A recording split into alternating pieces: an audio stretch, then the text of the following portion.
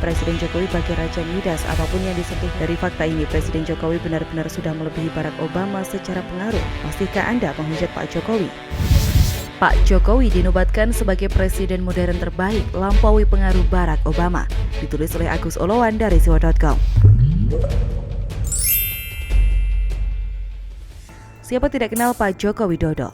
Hingga ke seantero dunia ini, nama Pak Jokowi sudah menggema dan familiar di telinga orang-orang. Tidak hanya kegampangan menyebut namanya, plus ketenarannya melebihi mungkin ketenaran presiden di era modern seperti Barack Obama, mantan presiden Amerika Serikat itu. Tidak percaya? Nama Presiden Jokowi diabadikan menjadi nama jalan di Abu Dhabi, Uni Emirat Arab. Juga rencananya akan diabadikan juga nama masjid yang dibangun di kawasan Embassy Area Abu Dhabi, Uni Emirat Arab. Yang paling sudah terjadi adalah Pak Joko Widodo adalah peringkat 12 tokoh muslim paling berpengaruh di seluruh dunia. Jadi fix kalau Pak Jokowi itu sudah mendunia dan bahkan berpotensi jadi legenda seperti halnya Nelson Mandela dan tokoh dunia berpengaruh lainnya. Layaknya tokoh dunia banyak ditentang di negeri sendiri namun jadi mutiara dan perbincangan hangat di seantero dunia. Pak Jokowi pun begitu. Banyak cacian, banyak tuduhan dan banyak berita hoax disemburkan oleh kaum gerombolan bersorban yang ternyata kadrun yang tidak suka dengan gaya kepemimpinan Pak Jokowi plus para ex-pejabat-pejabat yang gigit jari, pengusaha yang tidak dapat proyek, hingga lembaga-lembaga yang katanya LSM tapi tak dapat kucuran dana lagi karena sepi orderan. Begitulah berbagai tuduhan yang akhirnya hilang sendiri karena apa yang dituduhkan itu tidak sesuai dengan kenyataannya. Ya, bahkan sangat menarik dengan adanya pernyataan dari banyak netizen belakangan ini, terutama mereka yang selama ini mendukung Presiden Jokowi selama 2 periode. Kurang lebih begini pernyataan mereka untuk memilih presiden di tahun 2024. Pak Jokowi tunjuk siapa penerus Pak Jokowi pasti saya akan pilih. Ini sangat luar biasa, saking percayanya masyarakat kepada Presiden Jokowi sampai-sampai calon yang harus dimenangkan dalam Pilpres 2024 saja dipercayakan kepada Pak Jokowi. Masyarakat seperti cemas bahwa kelak presidennya tidak seperti Pak Jokowi atau minimal bisa menyaingi apa yang sudah diperbuat oleh Pak Jokowi. Itulah mengapa Presiden Jokowi masih akan terus berpengaruh sampai Pilpres di tahun 2024 nanti. Bahkan dalam laporan Lembaga Survei Indonesia saat ditanya siapa tokoh yang mereka inginkan di tahun 2024, maka jawaban yang tersaji adalah sebanyak 18% menyebut nama Pak Jokowi, 12% menyebut nama Prabowo, dan tokoh lainnya di bawah 10%. Tentu ini fakta yang mencengangkan bagaimana masyarakat percaya pada Pak Jokowi sampai-sampai Presiden Jokowi masih diinginkan memimpin untuk 3 kali periode dengan harapan Undang-Undang Dasar 1945 diamandemen. Kalaupun tidak kali 3 periode, tentu apa pilihan Pak Jokowi itulah yang akan jadi pilihan masyarakat. Pengaruh Pak Jokowi ini melampaui Barack Obama di Amerika Serikat. Kita tahu sebagai mantan Presiden Amerika Serikat, Barack Obama turut berkampanye untuk Joe Biden dalam Pilpres Amerika Serikat di tahun 2020. Barack Obama sampai turun tangan karena Joe Biden melawan seorang Donald Trump yang begitu tangguh. Joe Biden akhirnya berhasil mengalahkan Donald Trump dan dilantik menjadi presiden. Walaupun sejatinya kekalahan Donald Trump tidak oleh karena faktor Barack Obama, melainkan blunder Donald Trump sendiri. Bandingkan dengan Pak Jokowi di mana masyarakatnya meminta Pak Jokowi menunjuk penerusnya untuk kelak mereka pilih. Tentu ini adalah kepercayaan luar biasa dari masyarakat kepada pemimpinnya, sampai-sampai untuk penerusnya saja masyarakat ingin Pak Jokowi lah yang memilihnya. Padahal kita tahu bersama bahwa Pak Jokowi itu bukanlah pendiri partai, apalagi ketua partai, tapi sosok yang dipilih oleh pendiri partai PDIP, Ibu Megawati, yang melihat potensi pada diri Pak Jokowi sehingga Bu Mega legowo dan memilih Presiden Jokowi jadi calon presiden, mendongkel kebiasaan yang selama ini, di mana ketua partai atau pendiri partai lah yang berhak menjadi capres, namun bukan dengan PDIP. Kembali ke Pak Jokowi, sama sekali tidak ada program remeh-temeh yang bertujuan hanya untuk pencitraan. Uniknya di tengah pembangunan yang begitu pesat, tidak terdengar konflik tanah antara masyarakat dengan pemerintah. Banyak masyarakat yang mendadak kaya saat tersentuh proyek pemerintah. Presiden Jokowi bagi Raja Midas, apapun yang disentuhnya berubah menjadi yang lebih baik. Bagaimana mungkin Presiden Jokowi tidak semakin dicintai? Maka bisa dikatakan Indonesia saat ini ada di dalam genggaman presiden secara politik dan sosial. Bukan hanya masyarakat, parpol-parpol pun menggantungkan harapannya pada presiden. Tidak mau terjebak oleh sanjungan dan pujian serta bujuk rayunya SBY dan AHY, namun bertindak dalam koridor sebagai presiden dan menyerahkan semuanya kepada pembantunya dan hukum di negeri ini. Maka adalah blunder bagi partai seperti Nasdem yang saat ini menjadi koalisi Pak Jokowi tapi sebenarnya cukup tidak tahu diri.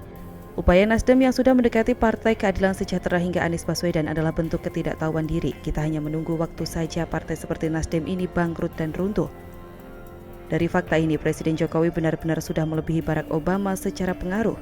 Masihkah Anda menghujat Pak Jokowi? Orang Orang sering lupa saat dirinya menghina dan merendahkan orang lain, tapi saat dirinya direndahkan, itu pun menurut versinya yang konyol, malah ngamuk-ngamuk tak terima. Kuasa hukumnya saja main terima. Sedih, Rizik dipaksa, didorong, dihinakan saat menolak sidang virtual. Ditulis oleh Syardi dari siwo.com. Kemarin hari Jumat itu adalah hari di mana Rizik kembali menjalani sidang. Sebelumnya saya baca di media dikatakan bahwa Rizik akan dihadirkan di ruang sidang untuk mengikuti persidangan secara langsung setelah sebelumnya kuasa hukumnya protes soal sidang virtual. Tapi entah kenapa sidang masih virtual, belum ada penjelasan, tapi saya rasa ini tidak penting. Karena bukan keberadaan Rizik yang melainkan keterangannya yang penting. Lagi pula kalau Rizik datang ke sidang langsung, pasti para pendukung liarnya akan membludak dan bikin onar. Tiap kali mereka berkerumun pasti ada saja masalah dan kekacauan. Jadi memang ada baiknya virtual saja.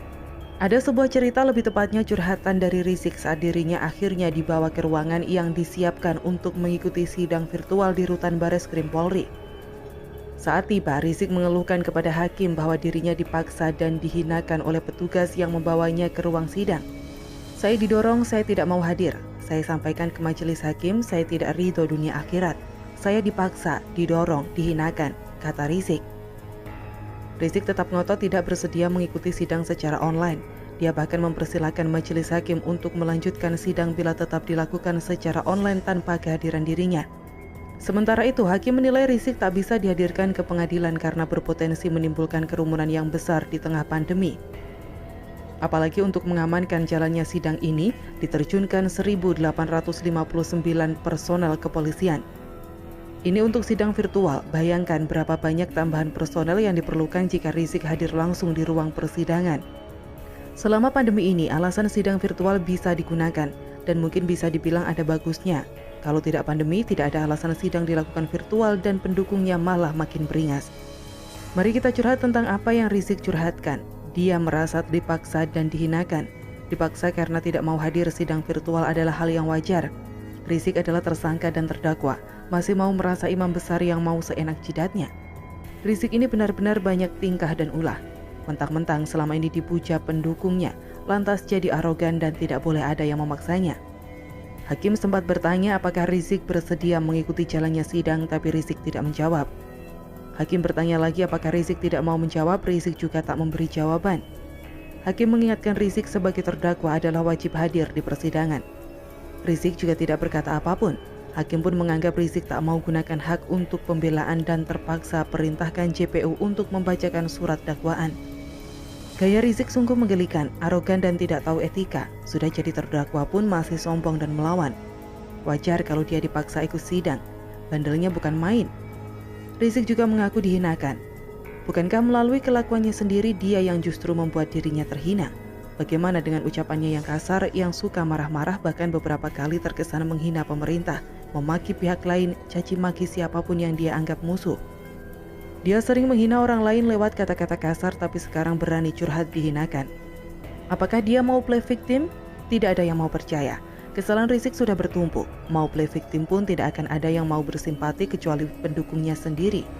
Apa dia merasa dia ini ulama dan imam besar sehingga tidak boleh ada yang menyentuhnya? Orang sering lupa saat dirinya menghina dan merendahkan orang lain, tapi saat dirinya direndahkan, itu pun menurut versinya yang konyol, malah ngamuk-ngamuk tak terima. Jangan sedikit-sedikit merasa jadi korban. Berapa banyak yang telah dirugikan akibat perbuatan Rizik dan pendukungnya yang tak bisa diatur itu. Kalau mau dihormati, tunjukkan akhlak dan moral yang benar. Kuasa hukumnya saja main teriak-teriak seperti itu.